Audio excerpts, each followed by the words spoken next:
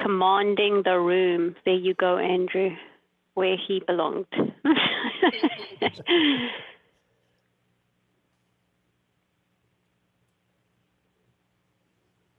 Where was that, Lisa?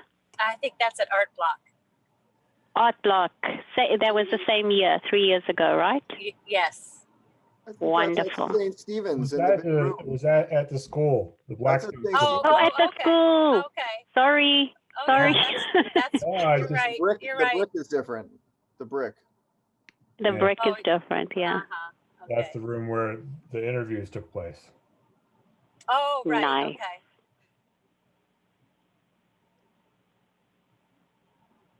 Wow. St. Stephen's, right? Mm-hmm. Mm-hmm.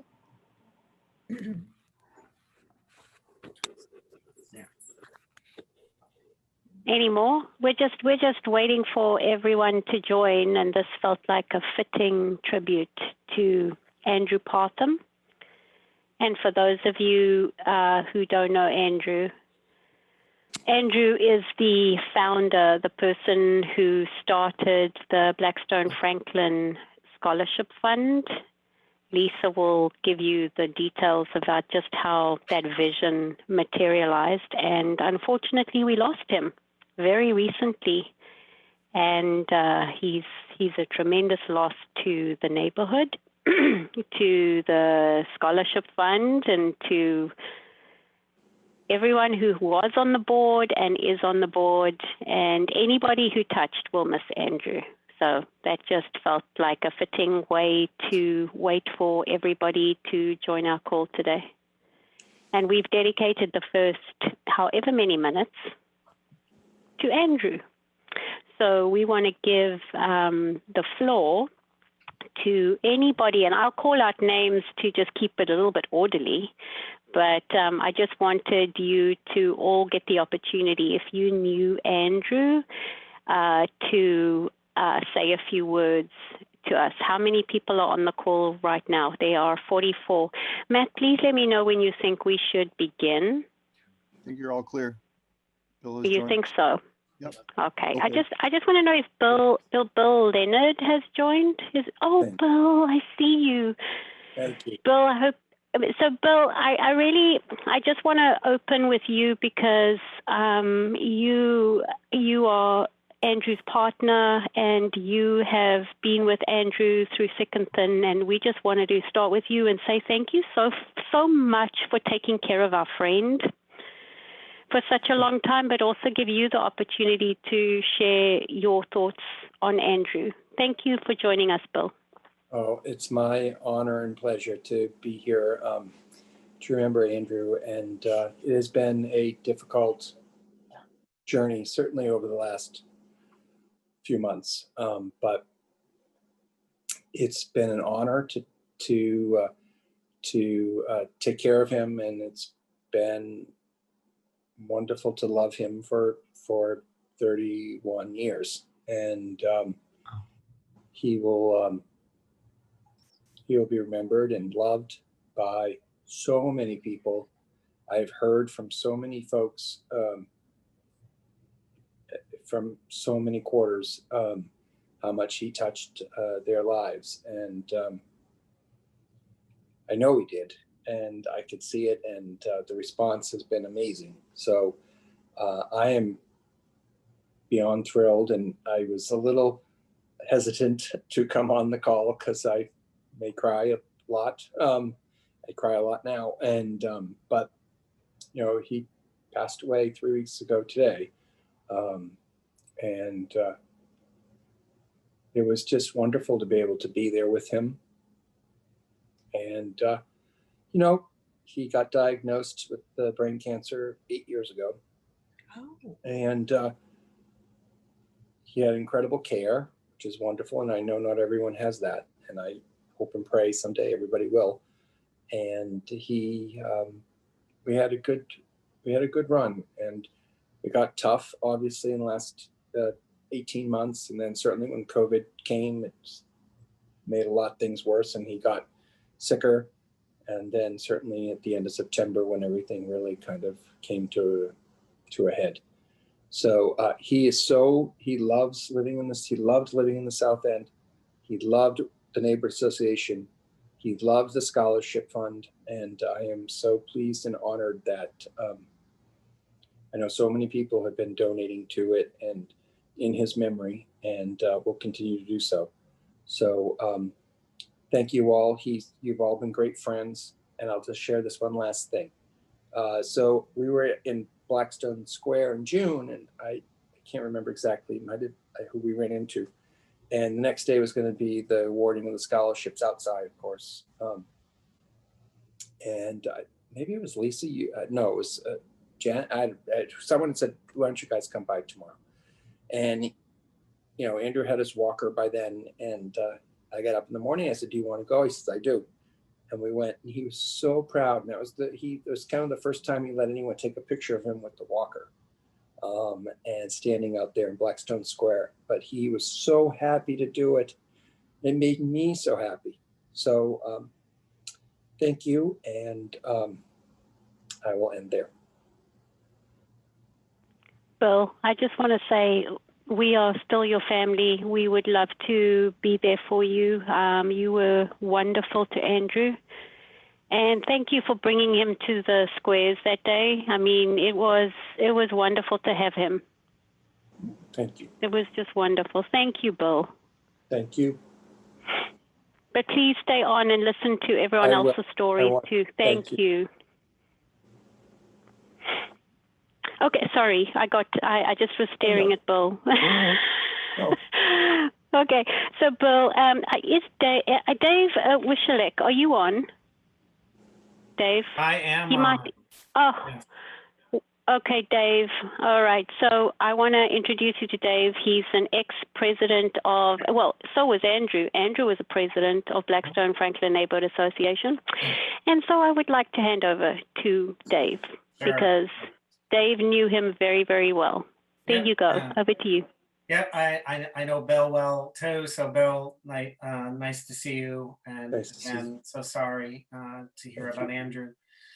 But when I can think, very positively over the years of all the scholarship events that we worked together on, working crazy long hours, getting these events off without a hitch, and all the fine tuning that needed a couple times, last minute, we were looking for a sound system and stuff like that. And Andrew would be like, "Oh, I have someone, I'll call someone," and it shows up. So it is, sort of a bittersweet moment in my mind, because I think so positively about the scholarship fund and the legacy that he leaves behind. When I logged in and when I saw all of the donations that people were making in honor of him, it really made me sort of think back and say, yep, this is Andrew. This is the scholarship. This is what he was so very passionate about. It was an honor to work with him during every event, during every planning when it came to the scholarship. I also want to mention the hard work that we all, did, and most likely, most of it, Andrew, in doing all the neighborhood stuff over the years. I don't know if many of you remember, but we used to do this yard sale. That was a lot of work. And Andrew used to spearhead that. All the park cleanups. Before it was even cool to clean a park up, when we had 2 people show up besides the board, Andrew was always there. Bill, you were there. We all were there.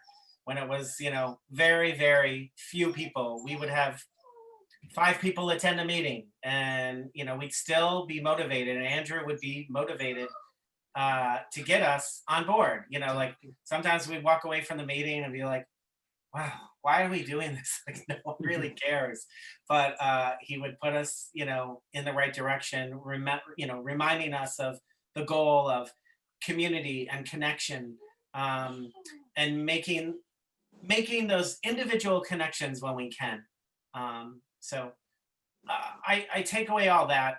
I I have all those fond memories and I share them with all so that we all can remember in a positive way all of the impact that Andrew has made, not alone just on us, but if we think about it, every single kid who has received a scholarship and who will receive a scholarship. That is the impact that I am left with. And I think Christopher probably says the same. Anything you want to say? No. Okay. All right. But it really is a true honor to be on this call. We miss the South End tremendously, and we'll be back in 3 years, 5 months, and 4 days. But who's counting? Oh, not 3. More than. He's got a count. He's the math guy.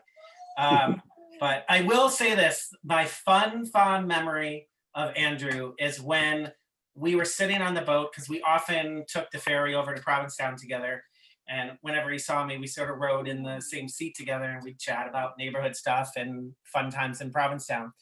And I remember he started talking about show tunes, which I know were his favorite. And I said to him, "Oh, I don't love show tunes." And I thought he was gonna fall off of his seat when I said that. He just was like, "What do you mean you don't like show tunes?" He asked for my gay card back, and it was really funny. It's a good experience. So fond memories. And Bill, again, condolences. And there's much positive coming out of all of this in as we embark on, the rest of the journey of the scholarship. And I look forward to that. Thank you, Dave and Christopher. Thank you so much. With that, I'd like to hand over to Jennifer Coplon, who knew Andrew very, very well. Jennifer. So Bob, Frank, and I are here together, and we moved into the South End in 1998. And it was probably a year before, because we watched the building behind us being built. When we moved in, there was a field behind us. So we got to meet Andrew soon after, when the building finally opened behind us, which was probably about a year later. The building that he lived in. Yeah, right. And while we felt very much part of the neighborhood, it wasn't until the scholarship fund got going that we really began to feel, this is something we really want to participate in. It was a giving back, and it was a clear way that a neighborhood could do something more than just self-serve. Complaints about one thing or another is one way of really giving back. And so our immediate group, which included Dave and Chris and Jim Keeney and a few others, it was fledgling to begin with. So we would meet and we raised a wee bit of money. And the next year, maybe we raised a little bit more, and we got a little bit more assertive and went after donations from Flour Bakery and some of the other restaurateurs. And it began to develop year after year, partly because Andrew was right there, sticking with a cause that mattered, even though our efforts were not bringing in a lot of money to start with. And then Lisa came along. And when Lisa came along, somehow the effort that we started for over several years' time developed into something much bigger and better.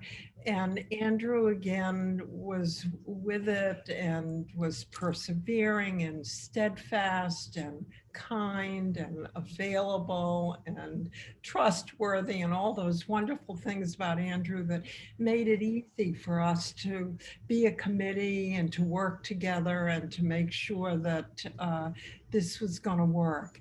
It was really Andrew and the kind of personality that he had made it very easy to work with him and make sure that this scholarship fund did what it did. And we miss him very much. Yeah. Jennifer, thank you so much. And Bob, thank you for that heartfelt. I wasn't on the scholarship committee, but the way you said that made me feel like I missed out. I honestly thank you for that tribute. Is Jeremy on from St. Stephen's? I am, yeah, I'm here. Jeremy, I'm pronouncing your last name. I want to introduce you to Jeremy from St. Stephen's. His last name is Kazanjian-Amory. Did I say that correctly, Jeremy? Yeah, pretty good. Whoa. Okay. Jeremy, do you have, I'd love to hear your take on Andrew's impact on St. Stephen's. Yeah, absolutely. Thank you for having me here.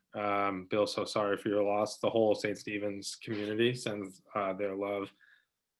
I told them I was going to be on here tonight talking a little bit, and they just wanted to make sure that everyone knew that how much he impacted the whole community and St. Stephen's, and wanted to send their love. I started at St. Stephen's 7 years ago, and have seen, I started counting, I started naming the teens while I was seeing some of the pictures, and I lost track of just all the teens that we work with directly who have been able to benefit from this. And I think, you know, one of the things that is so important about this scholarship and the work that Andrew did was that the financial barriers that exist for so many of our students are not always the most obvious ones. It's not just the tuition cost, it's the, you know, cost of buying things to start school, it's the cost of a laptop, it's the transportation that's needed to start, it's the kind of the additional costs that aren't always talked about, that can be the reason why a student drops out of school within months of starting. And so what this scholarship does is it creates an opportunity for young people to be able to receive money to help them navigate and overcome those barriers that their family might not otherwise be able to do. And it allows them to make a choice for what's best for them, to go to a school, not because they can't afford that first payment of $1,000 or whatnot, but because it's the dream that they want to do. And the generosity that he showed every single one of the teens was truly incredible.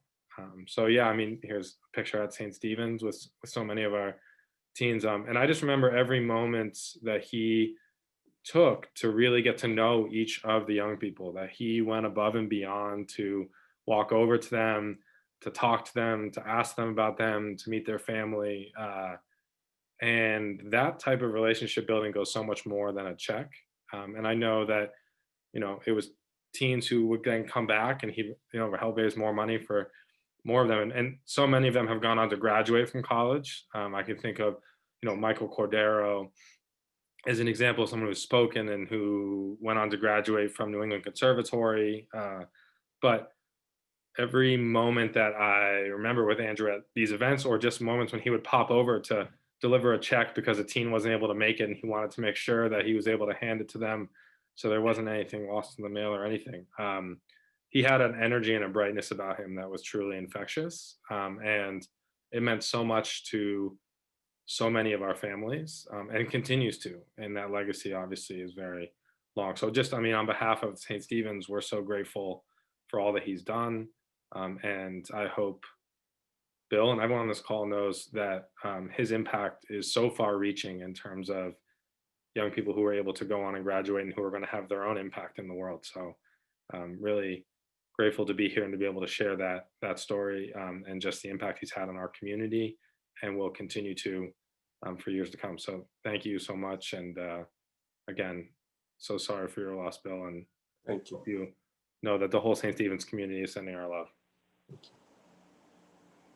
Jeremy, I also want to tell you that Andrew spoke so highly of you, and he just loved the connection he had with you and St. Stephen's, and we hope to, in his shadow, do half a job as good as he did. Okay, so thank you, Jeremy, for everything you do for the youth in our neighborhood, and we commit to you. We will continue his legacy. So thank you all. Thank you. I want to hand over to Lisa, but I first want to make sure there isn't anyone on that vast scholarship committee that loved working with Andrew who would like to speak before I hand over to the wonderful Lisa to talk about Andrew. Is there anyone else on the scholarship committee who's here who wants to speak?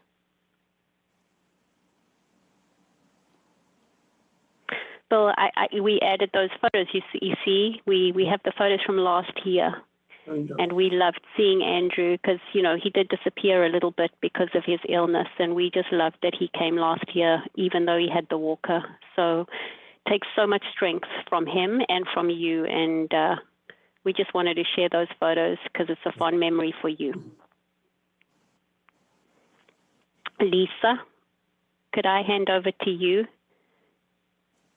Yes. Lisa Jenks. Lisa Jenks. Oh, did anyone else speak up before Lisa Jenks? I just want to.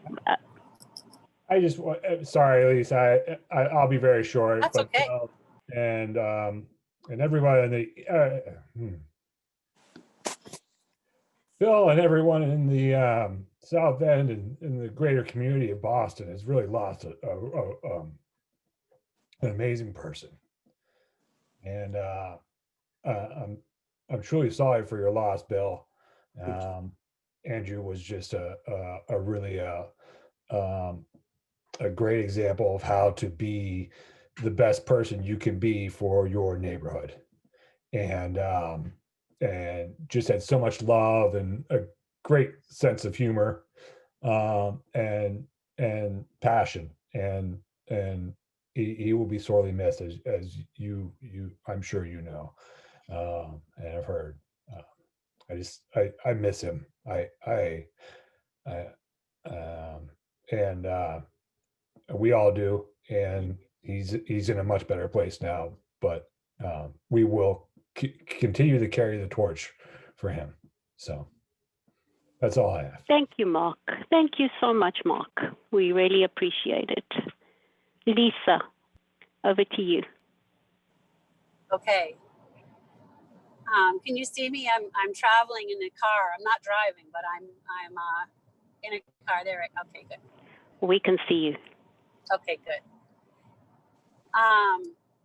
Andrew was like a younger Santa Claus, handsome young Santa Claus. He had this rosy cheeks and this twinkle in his eye, and you just knew that he just had such a warm, engaging personality, and he's the kind of person you just wanted to work with. And I would put Dave and Christopher in that same category of just wanting to work with them because they had so much affection for the neighborhood and for the young people. And I just feel so lucky to have worked with Andrew. And one of the things that I really appreciated about Andrew, having spent a lot of my life volunteering, is that Andrew always said thank you. And at almost every meeting, he would say the same thing. He would say, you know, when I started this, it was just a small idea, and it's become such a big idea because of all of you. And he gave everybody credit. And I can't tell you how often people don't thank volunteers. So it was such a wonderful thing. And not only did he tell us that, but he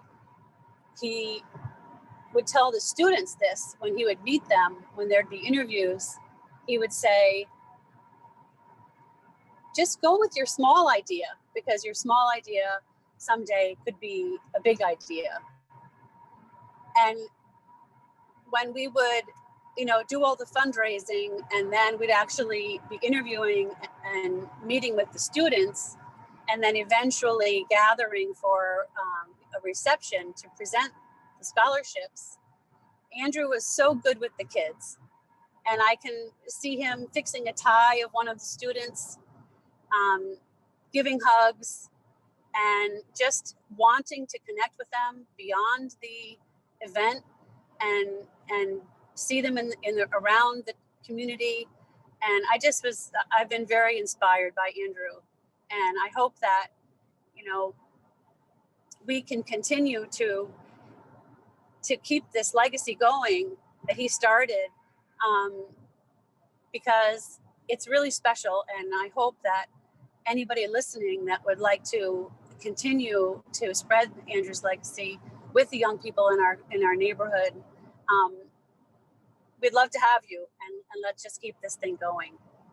So I'm grateful to Andrew and all the people on the scholarship committee and in the neighborhood, because I think we've made a little corner of Boston a better place. And I look forward to continuing that. Oh, Lisa, thank you so much. And thank you for making that appeal to everybody on this call, all your friends, everybody you know in the South End with a passion for the youth, and for continuing Andrew's beautiful work, which has tremendous momentum. Please reach out to us. We need you. We want your strengths. I know those feel like intimidating shoes to fill. It's not easy to volunteer when you hear how wonderful Andrew was, but we need you. So do it for your neighborhood. Thank you so much, Lisa. Thank you. Thank you. Andrew Parthum was a great man and a great Bostonian. Throughout his life, he made a powerful impact on our city, especially in the South End neighborhood, which he loved so much. He was a champion for LGBTQ rights and social justice. He believed that every young person deserves access to mentorship, higher education, and the opportunity to follow their dreams. And he worked tirelessly to make that vision a reality. I'm especially grateful for Andrew for establishing the Blackstone and Franklin Squares Neighborhood Association Scholarship Fund, which has made a difference in lives of countless students and families in Boston. He loved our city, and our city loved him. I share my condolences with Andrew's partner, Bill, his family, his friends, and everyone who knew and loved him. His legacy will live on and continue to inspire us all to leave the world a better place than we found it.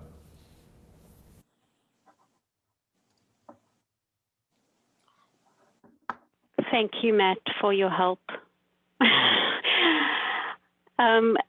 We can send this to anybody who wants to hear it over and over again. We will be listening to it over and over again, and we will post that wonderful tribute from Mayor Marty Walsh. He touched everyone in the city, including the mayor. On that note, I don't know how to pivot to another topic. Does anyone have any remaining feelings to get out for Andrew? I really want you to get any feelings out, because we're going to pivot to another conversation and we're going to change the energy of the call. So I just want to make sure I give you the opportunity to speak. I'd like to say something quickly. Deb, thank you. I was on the scholarship committee, but it wasn't so much my experience, but what led me to be on it was my youngest son, who's now 29, was a recipient. And Matthew Hull is a musician. And when I told him the sad news about Andrew, he was equally sad. And he wanted to say how he thought he was the sweetest guy, and how he really liked that Andrew followed him in social media and always commended him on his music. So I just wanted to say that Andrew truly did follow up with people when he could. So God bless him. Thank you, Deb. That was Deborah Hull, one of our famous South End artists. Oh, Bill, is there anything we can do for you? I'm doing okay. Thank you. This was lovely. Okay, wonderful. We will have a time to celebrate Andrew. We will. We will celebrate him together. Yeah, so thank you all. It was beautiful. Thank you, Bill. We will continue posting as well. This is Matt Muse here. I'm the treasurer. I worked very closely with Andrew for years. A wonderful man. But just so you know, Andrew's raised $10,000 in 20 days. So the gifts have been flying in the door. He passed 10,000 yesterday. So I haven't checked on today, but I'm sure there are donations, and we'll continue to post the links. And the scholarship event would have normally been taking place in 30 days in February, you know, normally around Valentine's Day. So we'll remember him then as well. Thank you. Thank you, Matt. How can we forget such a treasure? That's a one. I mean, Andrew's so happy. I know that. With everybody's continued support of his precious scholarship fund, and now our precious scholarship fund. Anybody else?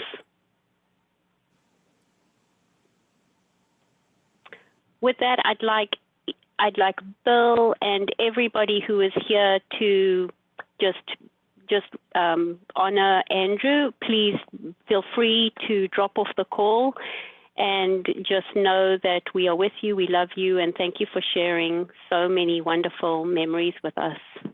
We really appreciate you being here tonight. Thank you. Thank you. Okay. All right. Thank you, Lisa. Thank you, everyone. Okay. Do we need a minute? Or is it just me? Okay. Thank you to everybody who joined. We have another agenda item today, and we have the honor to have the Parks Department on the call as well as Animal Control. I think Steve Bickerton, he's here from Animal Control, and perhaps Ryan Woods is here. Is he, Ryan? I'm here, Tony, and I have Thank you. Director of Animal Care and Control, Alexis Trzynski's on as well. Alexis, wonderful. Thank you so much. Thank you all for being here today. We are going to pivot and move to Blackstone, Franklin, and an unfortunate incident that happened a couple of weeks ago that was escalated to the Parks Department. Unfortunately, a dog died, an off-leash dog died running into the street because it was scared off by two other off-leash dogs. And the incident was escalated to Parks Department, and Ryan Woods is the commissioner of Parks Department, and we're here to facilitate a conversation between dog owners and Parks Department, Animal Control, and really just in the spirit of coming together, collaborating, finding community-based solutions. We want to honestly just talk about options available to this neighborhood that would promote peace and harmony. And that was when Ryan called us to talk. That was exactly the premise that we had the meeting was how do we satisfy all people, all consumers of Blackstone Franklin Squares, Blackstone and Franklin. How do we bring the community together around the dogs on leash, off leash, wherever. So Ryan, I want to give you the floor for a few minutes, and then you can hand over to Alexis and Steve, and just generally start the conversation from the perspective of being the custodians of the parks and what you deal with on a daily basis when there are escalations such as this. Thank you, and thank you everyone for joining. My sympathies to Andrew and everybody on this group. I've learned a lot about him just from the past half hour, so thank you for sharing that.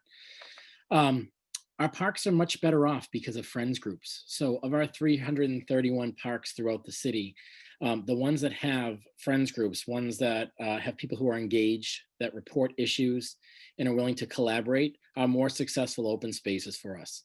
So of our 331 parks across the city, we have about 116 friends groups. And these friends groups go from the Friends of the Public Garden that may have a $19 million endowment, and they go from Jim and Sue that live next to a park and just serve as the eyes and ears and report graffiti and broken glass. So every different group plays a role, and we're tremendously grateful for the time and care and love that people have into their open spaces. I started about 15 years ago with the Parks Department in different roles, and my first job 15 years ago was to be the Park Partners Liaison and Outreach Coordinator.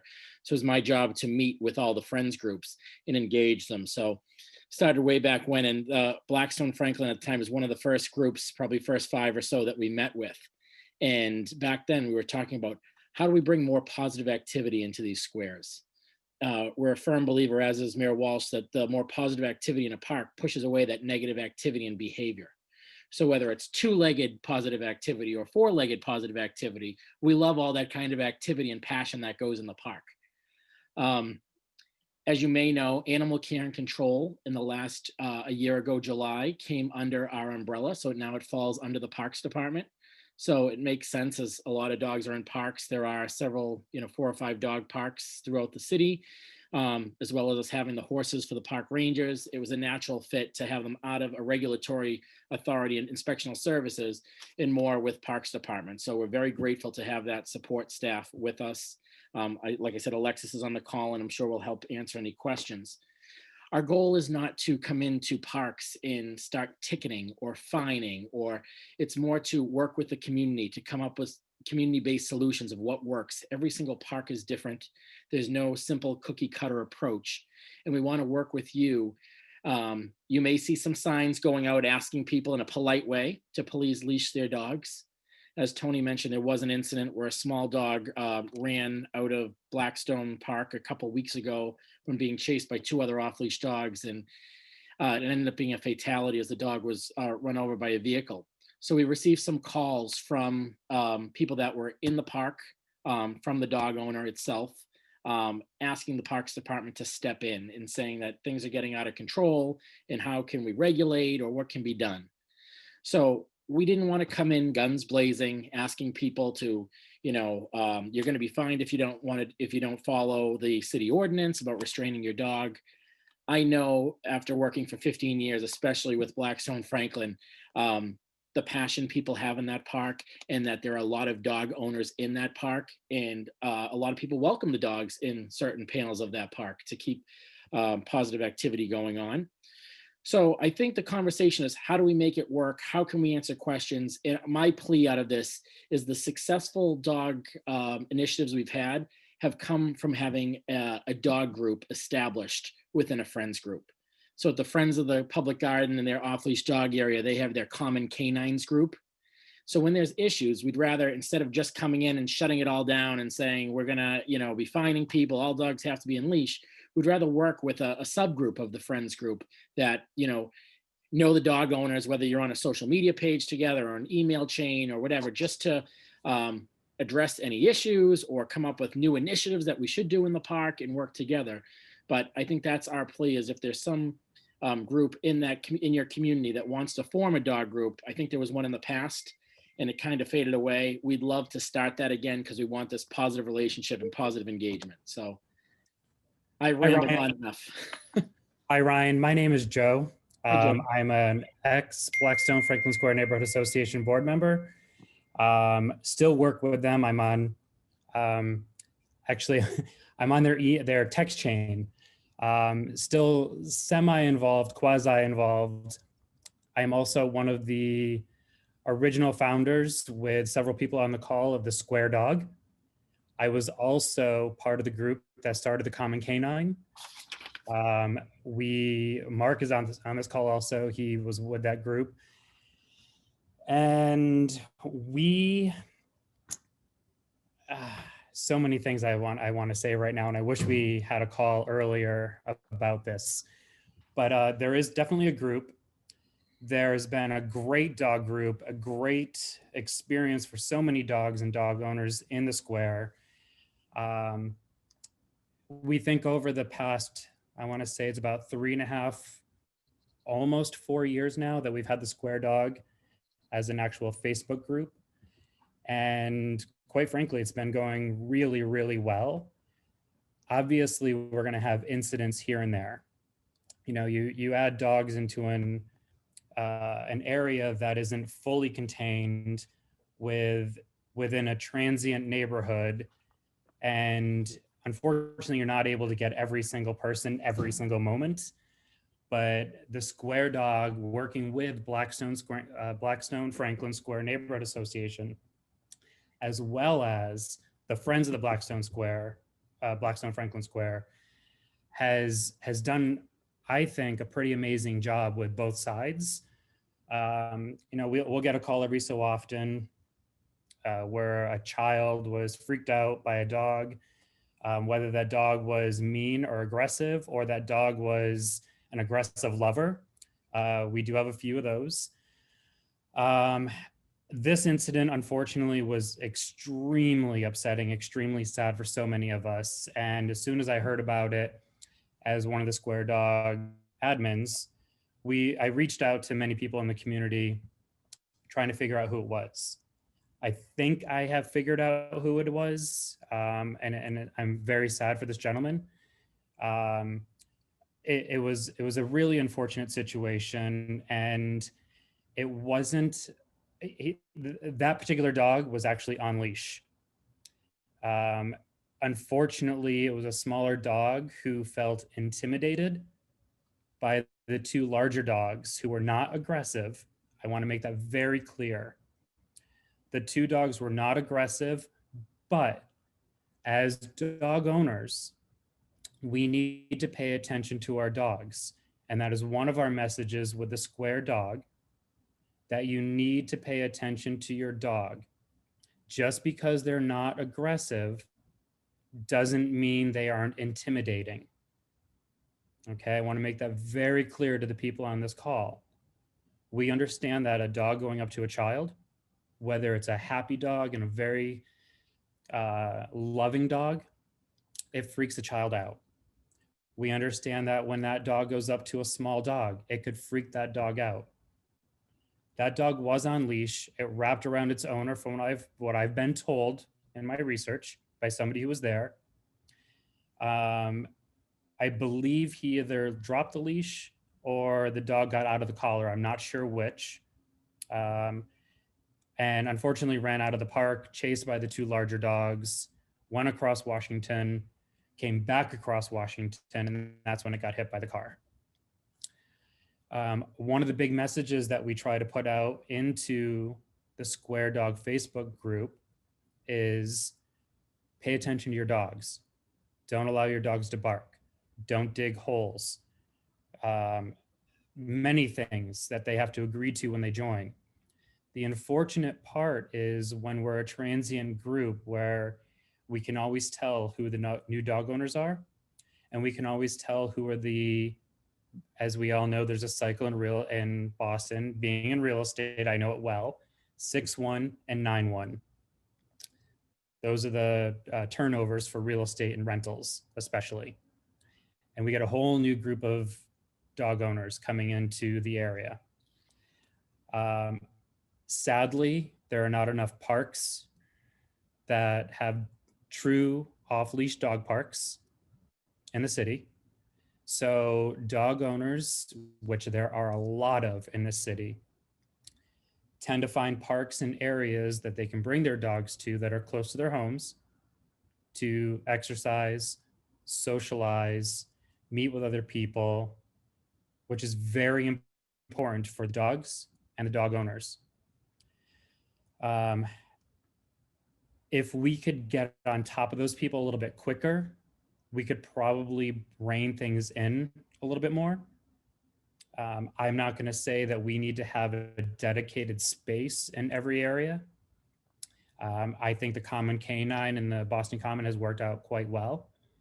It took us, I was part of the Boston Dog, which then we started the Common Canine, and it took us 10 years to get a dog park in the Boston Common, or I should say an off-leash recreational area. And that was after Mike Ross, ex-city councilor Mike Ross, had gotten a dog park pilot program started in the parcel at the end of Joy Street. That was about 5 years, I think, prior to that even. If we could get a dog park in all the different parks, that would be phenomenal. If we could have a dedicated space everywhere, that would be great. But unfortunately, I don't think it's realistic, at least right now or anytime soon. I would love to see how we can maybe work with you guys with parks and animal control. Because I got to tell you, dog owners feel threatened when, and this is going to sound harsh and I don't mean it to be this way, they feel threatened when animal control comes in, says you need to leash up. We understand that. We do. We understand that it's a privilege. We understand it's not a right in Blackstone Square. We understand it's not a dog park, and we're not trying to make it that. But at the same time, we need some space, and we need help from the city to do that. But it's frustrating. We pay taxes, we pay high rents, we pay high mortgages, and we don't have a space to bring our dogs. We want to work with the city to make that more of a reality. So Joe, our goal is to try to have a dog park in every neighborhood.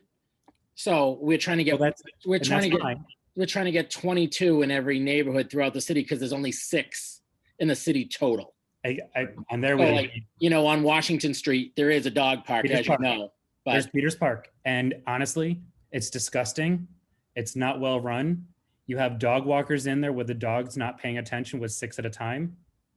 So there needs to be some kind of either regulation, loosely, I feel like, because I think when the city gets too involved, it doesn't go as well. It needs to be a public-private partnership of some sort.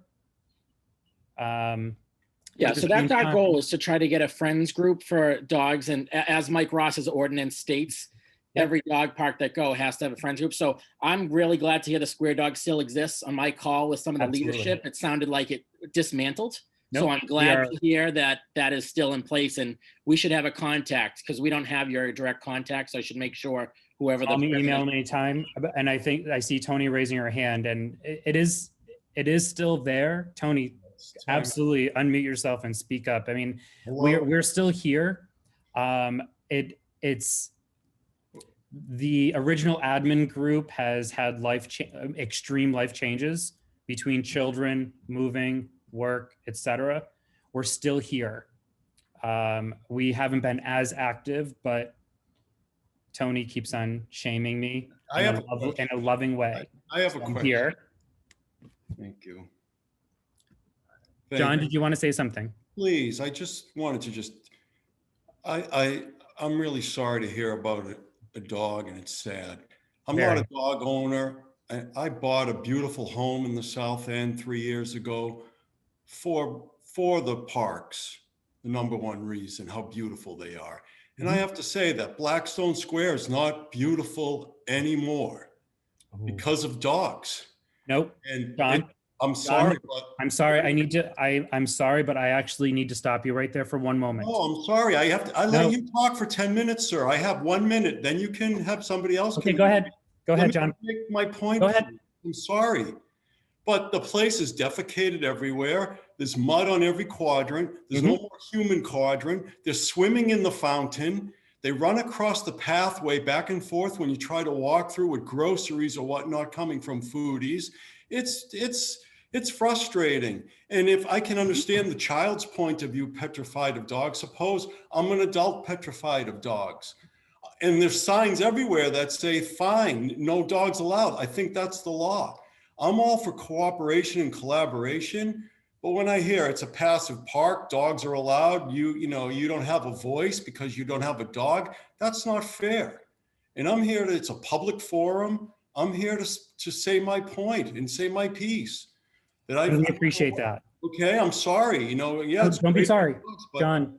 Please don't be sorry. Respect for the park, and let's have some respect for the grounds that are there. And then what's thrown in? Oh, well, the opioid addicts. People with dogs and privilege are equating because opioid addicts are there. That's not a fair example of a reason to break the law or disregard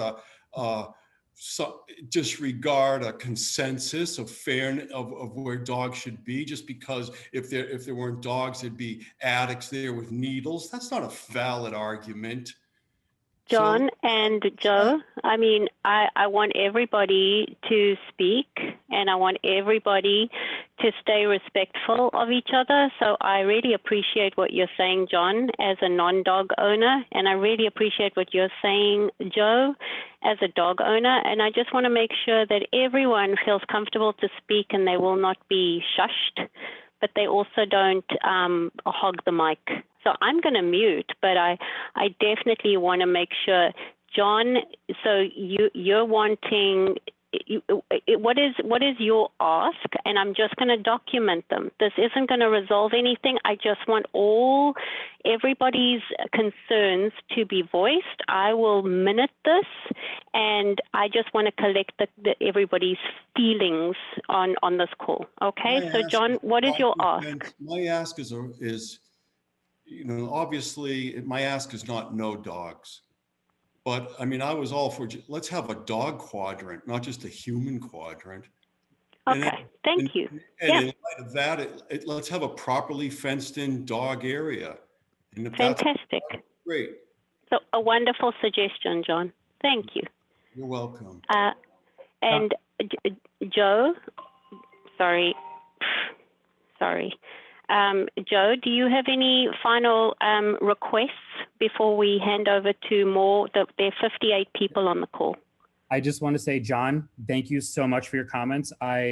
We are on the same page, trust me. I would love to have a quadrant for the dogs.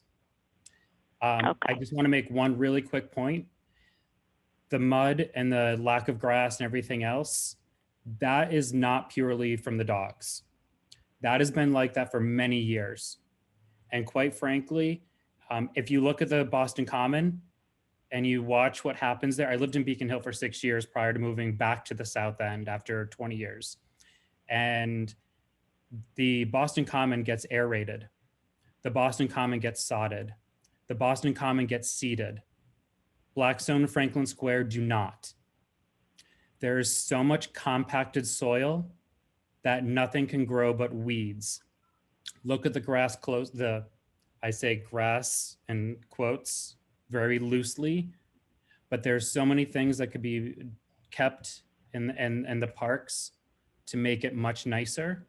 And I would love to work with everybody in the South End, whether you're Blackstone, Franklin or not, and make it a beautiful park. And I would love to have a fenced in area so humans and dogs can live harmoniously together. Thank you, Joe. And I do agree with Joe that dogs are only one of multiple causes of the mud pits in Blackstone. It isn't a single source of a problem, but I do agree with Joe on that. Okay. Who would like to please raise your hand via Zoom? Thank you. Who else would like to? We're just sharing ideas here, everyone. So I just if you want a reason to raise your hand, the Parks Department need some sort of response or would like some sort of response to the fatality of the dog. And the response that they are proposing is signage on the quadrants which says, please leash your dog. This is Ryan will explain the heart of this. It certainly doesn't mean you're suddenly going to be animal controls coming in there. Ryan, sorry if I'm misquoting you or saying anything. It's a way of reminding, as Joe, you say, those visitors to the park who don't understand the rules of the square dog or the agreements that they should think twice before off-leashing their dog. It's a guideline and a response to a fatality with an off-leash dog. So it was an obvious kind of reflex suggestion, and we'd like everybody to brainstorm what would a adequate response to that problem be, if not for sandwich boards. What could we do? Yep. Hi, I'd like to say something. Is that okay, Tracy? I was a dog owner. I love animals. My dog passed away. It was a very large dog, a Greater Swiss Mountain dog. But I will say that when I walk through the park, I'm a little anxious with dogs I don't know that are running around and crossing my path. But as a previous dog owner, I know the importance of being able to exercise your dog. The social piece of it is really important. And I think that the South End draws dog owners for a reason, and I respect that. So is there a way that, residents that utilize the parks can all get a fund together to chip in and put a fenced in area, and maybe the city could match that? Maybe Ryan could speak to that, or some sort of funding. It sounds to me like everybody is being respectful, and we all understand that we all come from different places of comfort levels for the city and what we want out of a park. And I think that would be, if we could get a fenced in area. Well, Joe was saying it takes a long time, but I also don't want to see someone have to leash their dog. But at the same token, I think some people might be uncomfortable with dogs off leash, and sometimes dogs can be aggressive. My previous dog, did get attacked once off. He was leashed and was attacked by 2 other dogs while he was on a leash, and required to go, but needed to go to the vet. So maybe someone, Ryan could speak to that, or maybe the community could, say something in the chat. Thank you so much for listening to me. Thank you, Tracy. I think that's a great idea. There is some process, for good or for bad. Blackstone Franklin is within a historic district. So it is landmark, has that south end protections on it. I think it's the south end. I don't want to say historic or architectural. It's one of those, but out of the Landmarks Commission. So there are certain regulations. So it's not as easy as just putting a chain link fence up. It has to be approved historic fencing and stuff, because it happens to be in the historic district. So things that could clearly be worked out. Just for point of reference, the last dog park that the city partnered with the community on came in at around $260,000. You can't just fence in grass because of whether it's the waste or the feces of the dog. So it has to be pea stone or have irrigation systems. So that rough dog park that's in the north end, they have some artificial turf, but it has irrigation that goes off several times a day to wash away any dog urine or feces or things of that nature. So just for public health codes, there's certain things that have to be done. Then you get in the discussions, do you want a small dog area, a large dog area, or is it a common area where everyone can play? So there are discussions to be had. We can help move the process forward if there's money or there's a commitment to do that. And we are fine supporting that if that is what the community wants at Blackstone or Franklin Park, Franklin Square. There just is a process, and because of the historic element, it just adds a little more wrench than the typical chain link fence type of solution. Ryan, this is Joe again. Can you speak a little bit to, so I know Fenway is, I think they're in the middle of their process of putting a new dog park in over by the Fens. Can you talk a little bit about the process regarding a passive park versus an active park? How long it might take to do something? And if you don't have this information, I totally understand. I know it's a lot to digest right now in a call. Sure. How long would it take us if we were to work with our community here? How long would it take us to put something in place, whether in Blackstone or Franklin or both, to work with the community, work with the city, do the fundraising, get all the approvals to actually have an actual dog park in Blackstone Franklin Square? Sure. So it all depends on how fast the fundraising can be done. If the money's in hand today, we can move things along pretty quicker. Most of the challenges, like Peters Park raised $350,000 for their dog park. So that, once they had to get it done, that was the first one. So it went through steps. We've done this now at Ronan Park in Dorchester, at D. Filippo on Prince Street in the North End. So there's some more popping up, but it is really all community driven and a lot of it community funded. There is a foundation called the Stanton Foundation, which is the leading foundation that just funds dog parks. They'll only do one in a municipality at a time. So they funded Rough. They helped fund the Ronan Park one to the tune of like $150,000, $160,000 they committed towards it. It's pretty amazing. They only give money. If anybody doesn't know where Ronan Park is, it's a huge, huge park on Pope's Hill in Dorchester. Feel free to look it up. RONAN, Ronan Park. Yeah, just after Pope's Hill. Yeah, Meeting House Hill, right after Pope's Hill. I'm sorry. Yeah. Yes, Meeting House Hill. It overlooks the water. You can see the gas can. It's a beautiful park. So those are options to go through that process. The one in the Fenway is on state land. It's Charles Gate, so it's on DCR property. So it's not on City of Boston parkland. So I don't know how fast that process is going. I know the Emerald Necklace Conservancy is involved as well, but it's not on city land, so it's a little different. Yeah.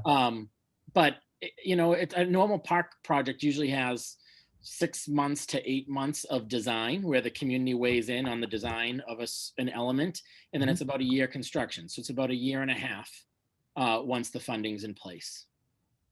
So sorry, I don't have a definite timeline, but a year and a half. We appreciate what you can give us. Okay, and we have two people with their hands raised. Whoever put their hand up first, I think it was Greg Canarian. Hi, I don't Greg. see a picture. Hi. Is it? Oh, you don't? Oh, that's I'm Juliana. actually not Greg. I'm Juliana, Greg's wife. hello. Hi, Julina.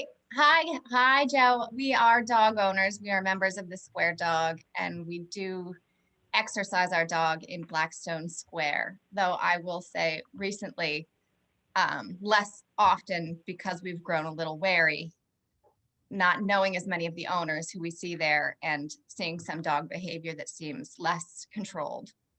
So I just wanted to raise the thought that it might also be worth exploring as a community the possibility of an off-leash license, which would hold dog owners more accountable to meet some requirements in order to have the privilege of exercising dogs off-leash as part of the conversation in addition to having these designated areas. But that's my thought.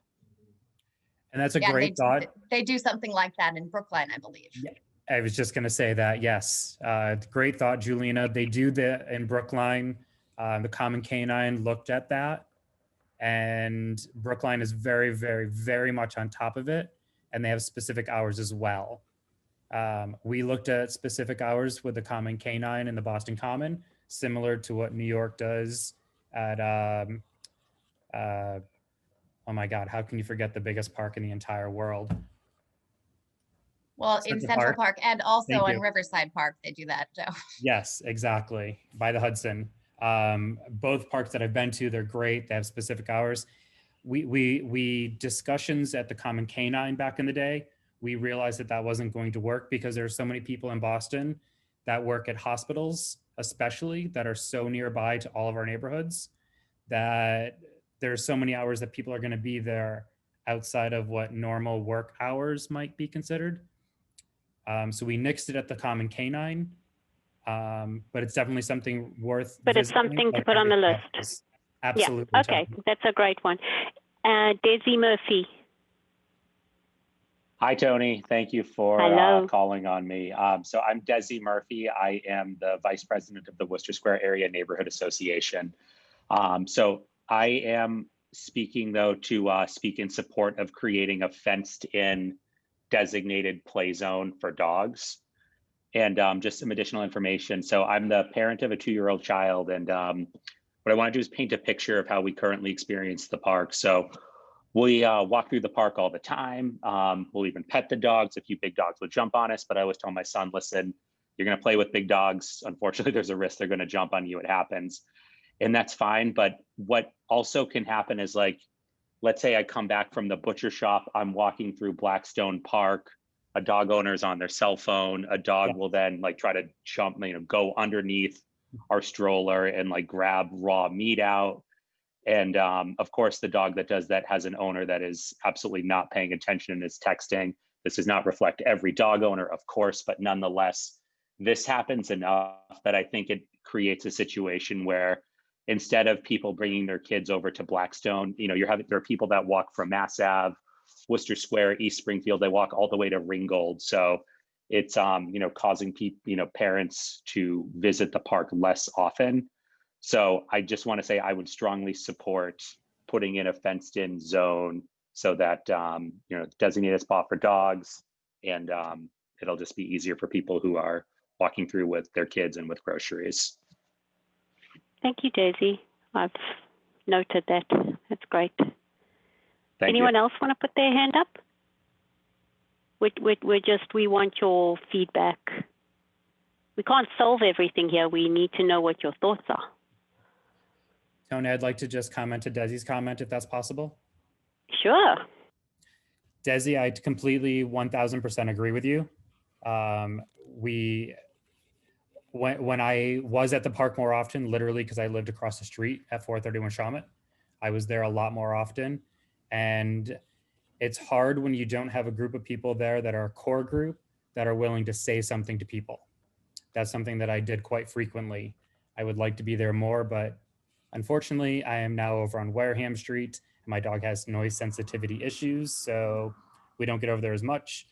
But yes, I do believe that I wish we could get some education. And I did notice that somebody wrote in the comments, which I appreciate, that trying to send a packet out to dog owners, Ryan, possibly through the city, if we could send a packet out to dog owners that move to the area, maybe when the licensing happens, not everybody does it, I know, but if we can send something to them to follow the square dog and join our group so they understand the rules that we have tried to put in place to make it a safer and more accommodating park for all, that would be great, at least until we can get something more going on.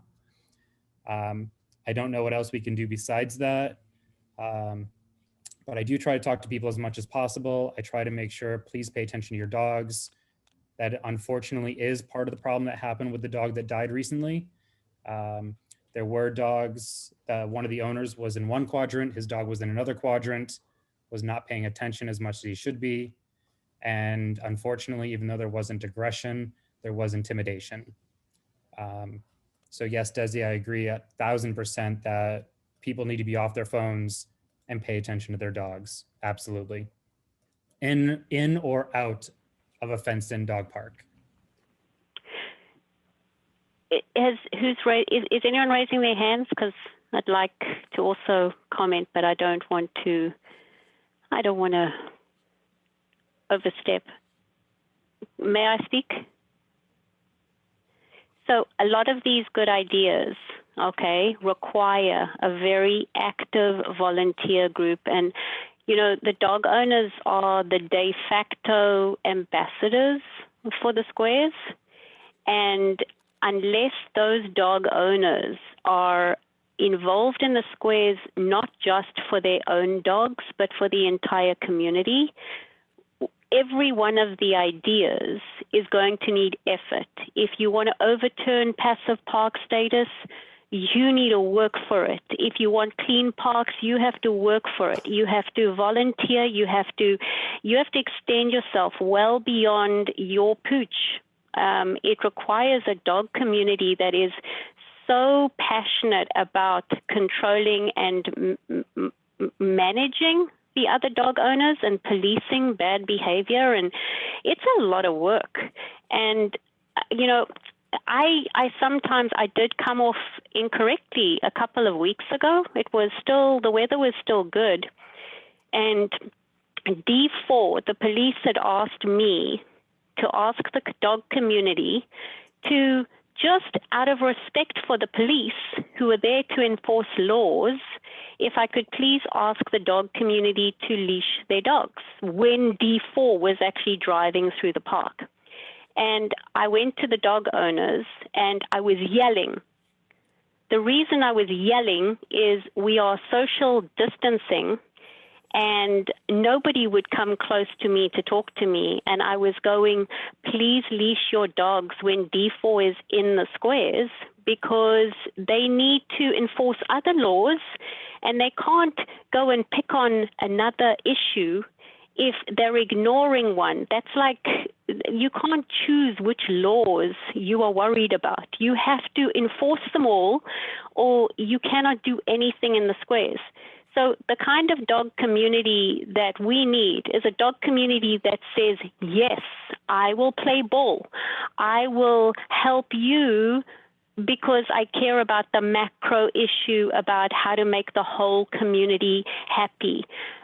And for some reason, the response was not that, but I think it was more about my tone, because I was yelling and I was saying, I'm yelling because of social distancing. But my point is, I do want the dog community. I love the dog community, and I would love the dog community to be passionately behind raising $350,000, like really wanting to do that, really wanting to tackle the city and overturn passive park status, really wanting to get those packets out and really wanting to police their neighbors.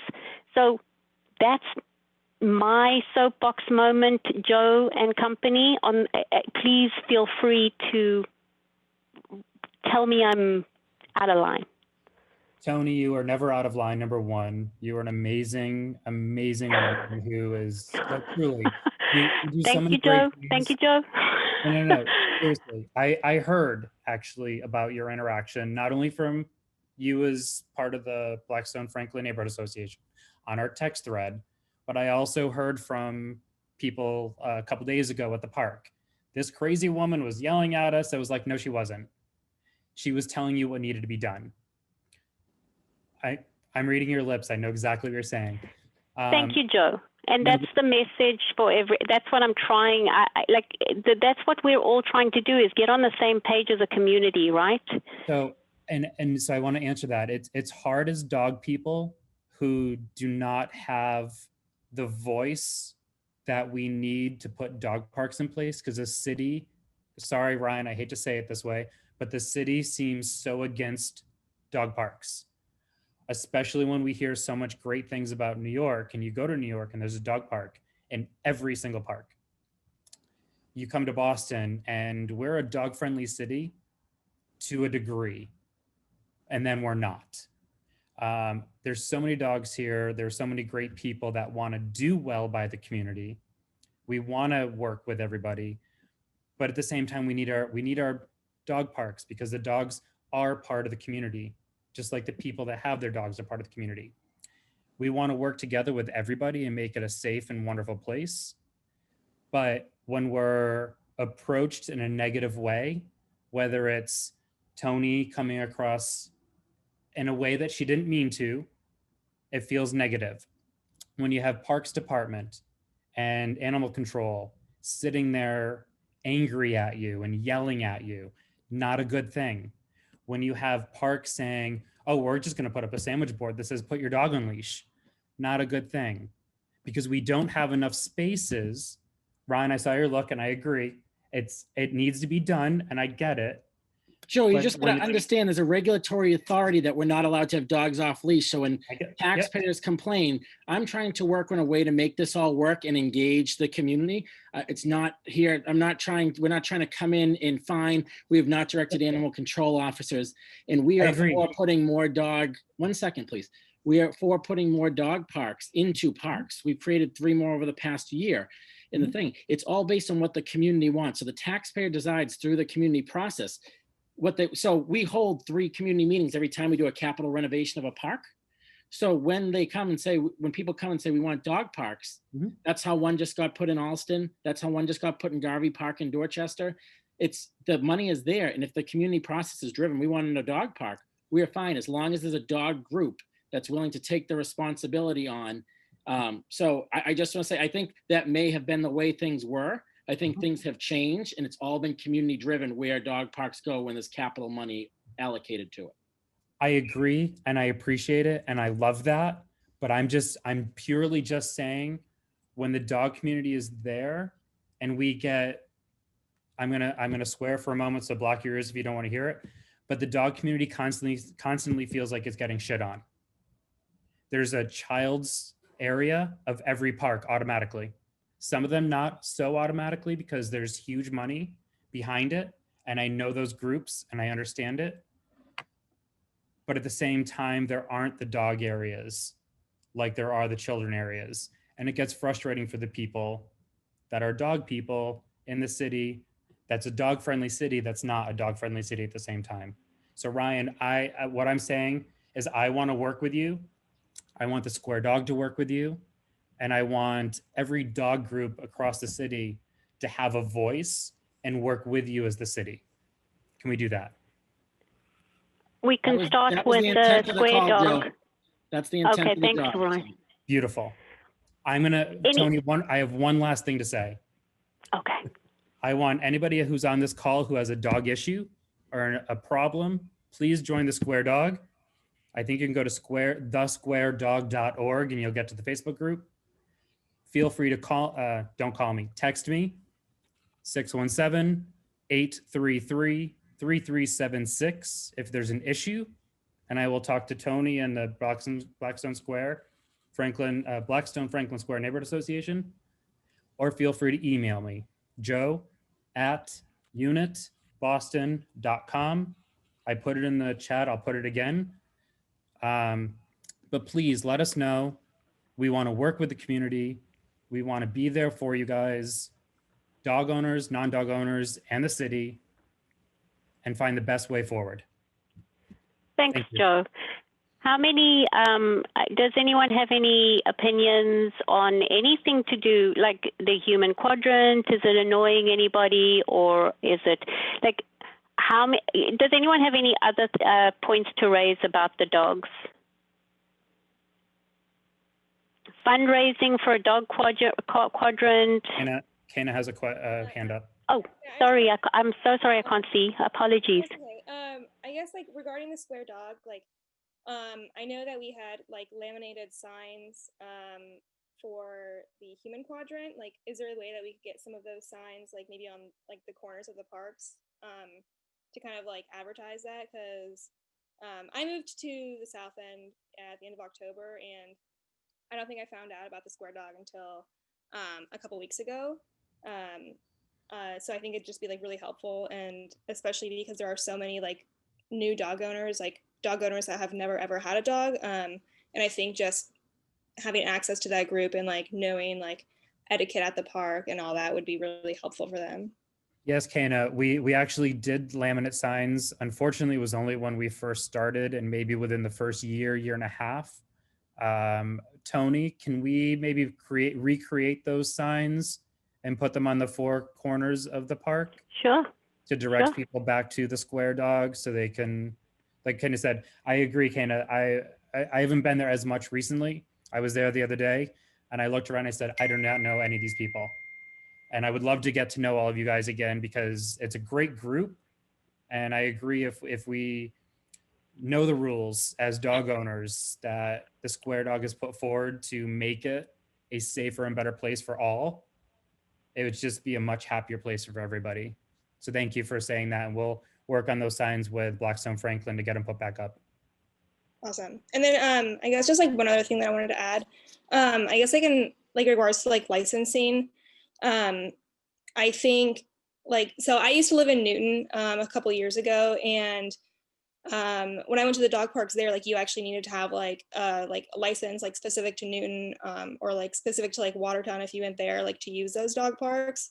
I think like that could be a way to like raise funding and actually like be able to know like who's at the dog park and like make sure that the dogs are all like registered and like you know who the owners are. So it's a little bit, so I will say, as a dog owner who wants to go to Cambridge and to Fresh Pond and go to that dog park and go to Brookline when I'm showing property with my dog, it's a little frustrating when you can't go to parks with your dog. So I would like to avoid that if we could. Okay. So all dog owners who are visiting the area are able to enjoy the time there, because it's not a huge amount of dogs that might join us, but it's nice to allow them. Just like when I was in New York, I was right in Manhattan, Lower East Side, Greenwich Village. I was able to go to the dog parks. So I didn't have to have that. I think it's a great idea to a degree, but in the end, it's kind of hard for every dog owner to enjoy. Okay. But something to think about, talk about.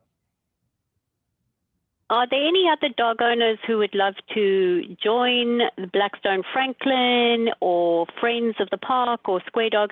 We, as many, the more the dog owners are part of the overall community conversation, the more I think that everyone will appreciate how to solve problems as a community, so that we are both conscious of non-dog owners, dog owners who love rules and love leashes.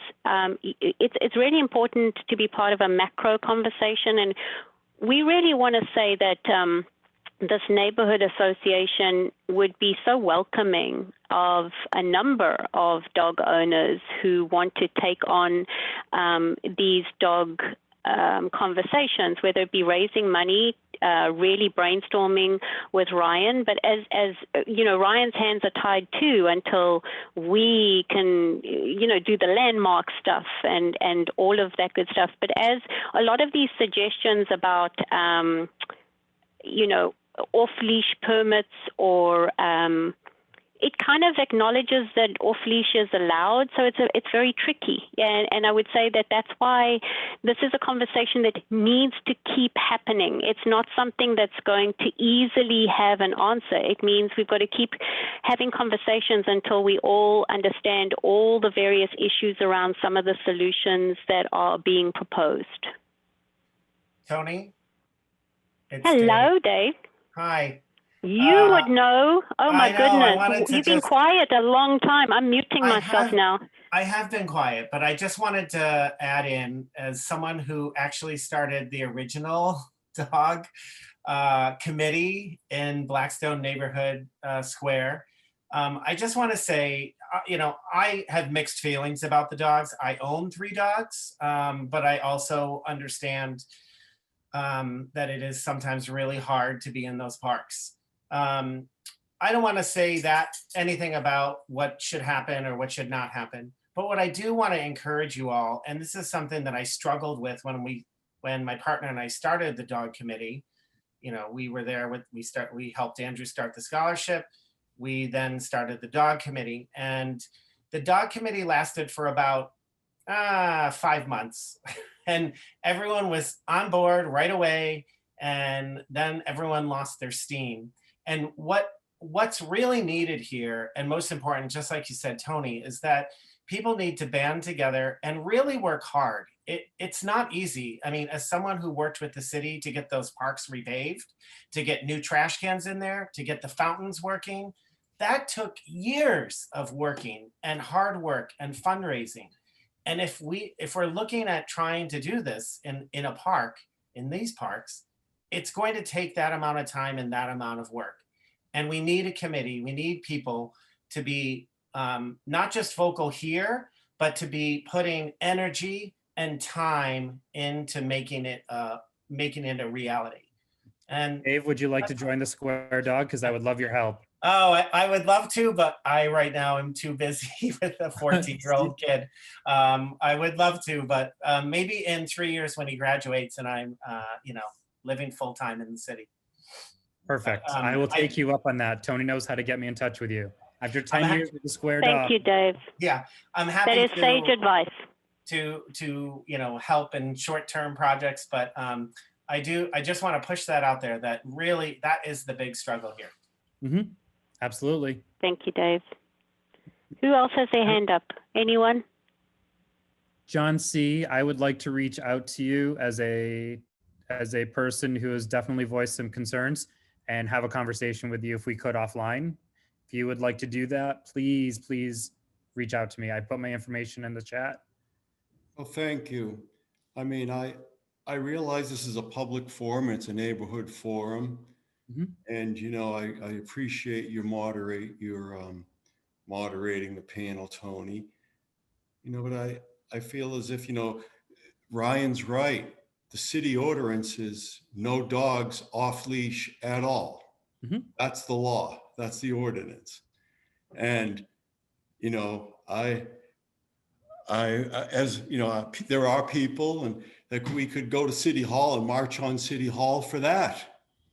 Mm-hmm.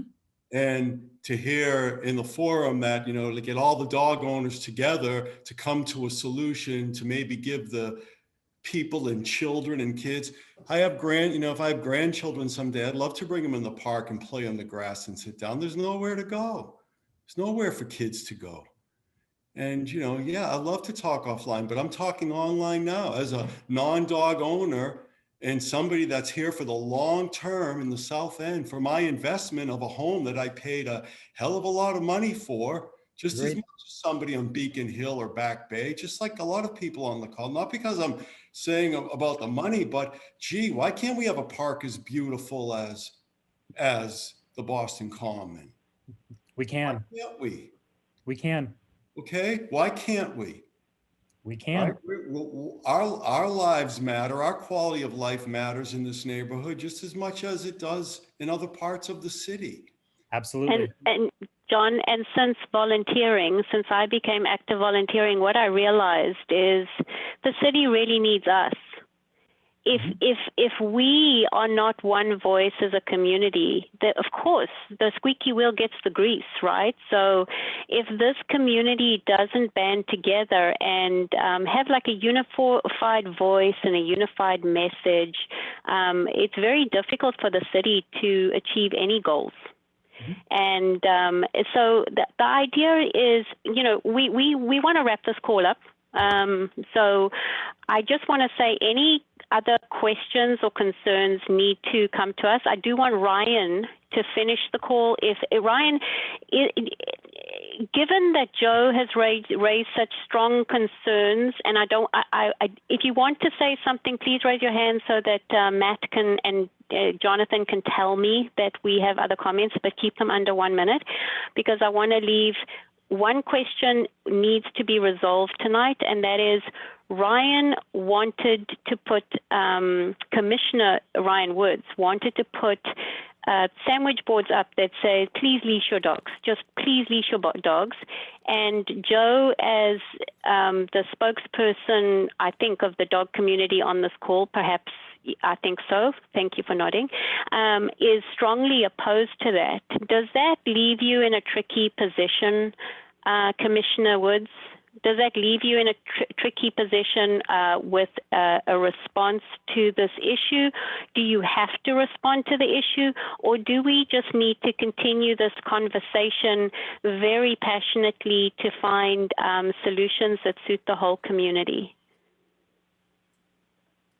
It doesn't leave in a tricky position. I think the signs are going up. So it's going to be a sandwich board with a very polite message. Nothing saying you will be fined.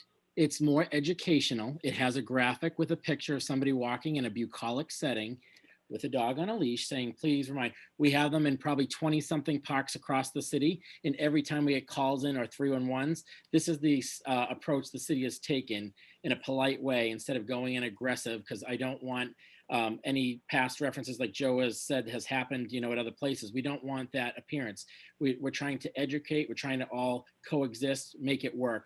And the goal is this. I'm glad to find out that the Square Dog still exists. And now that we have a contact to work with them, we have an outreach coordinator, like my former position. So we'd love to engage and work with the community and come up with more solutions. So thanks for bringing us together.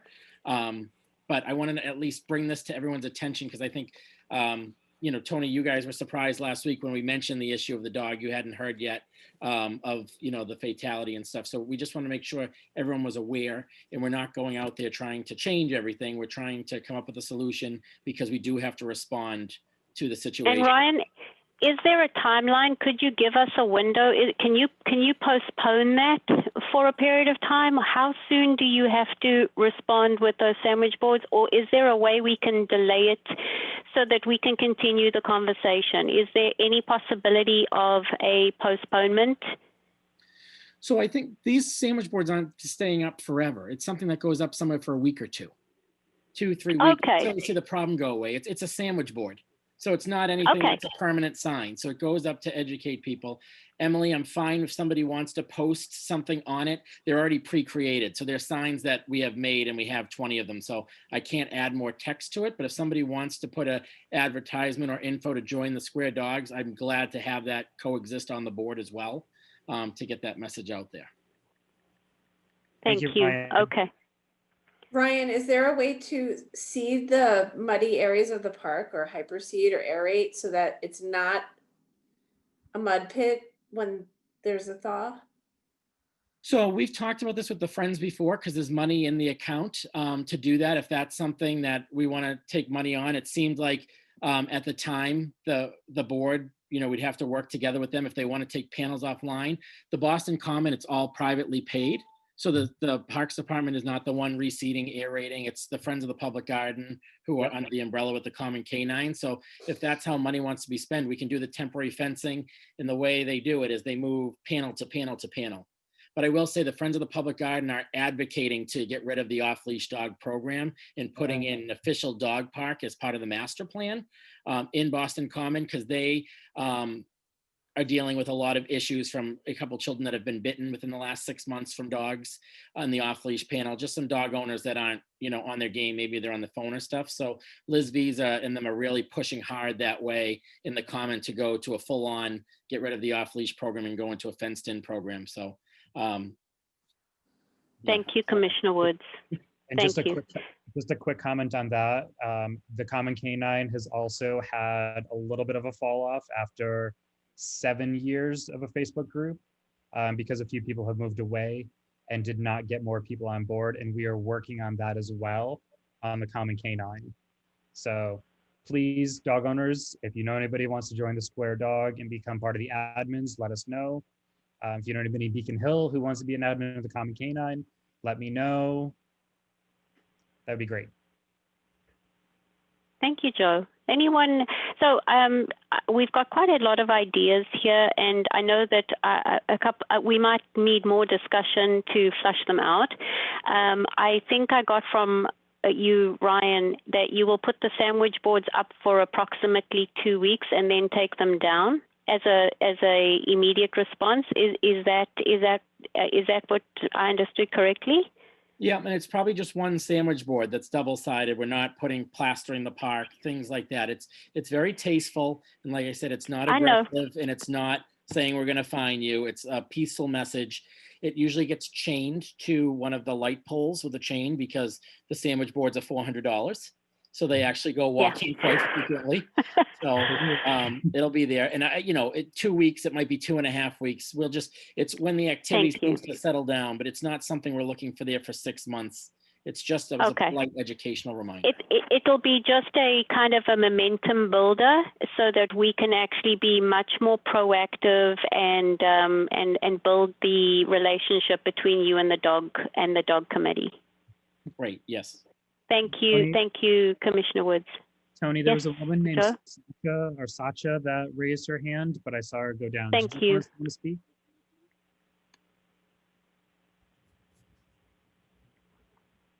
Nope, maybe it was answered. Sacha, I'm so sorry. I don't know why I'm a bit blind. I can't see who's got their hand up. I apologize for being rude. Oh, okay.